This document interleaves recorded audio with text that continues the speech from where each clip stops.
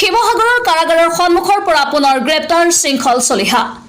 গ্ৰেপ্তাৰৰ কাৰণ এতিয়া স্পষ্ট হোৱা নাই শিৱসাগৰৰ অতিৰিক্ত আৰক্ষী অধীক্ষকৰ লগত অহা এটা বৃহৎ উচ্চ পদস্থ আৰক্ষীৰ দলে গ্ৰেপ্তাৰ কৰিছে বীৰ লাচিত খানাৰ নেতা শৃংখল চলিহাক জামিন লাভ কৰা সত্ত্বেও চৰকাৰ তথা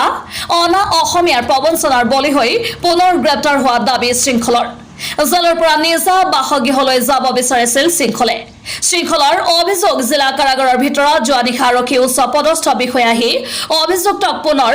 কি কৰিব পৰা যায় তাক লৈ চৰ্চা কৰা বুলি বীৰ লাচিত খানাৰ নেতা শৃংখল চলিহাই অভিযোগ তোলে বৰ্তমান পুনৰ শিৱসাগৰ জিলা কাৰাগাৰত আবদ্ধ শৃংখল চলিহাক মুক্তি কৰি নিদিলে শিৱসাগৰ অচল কৰাৰ হুংকাৰ বীৰ লাচিত খানাৰ সৈনিকসকলৰ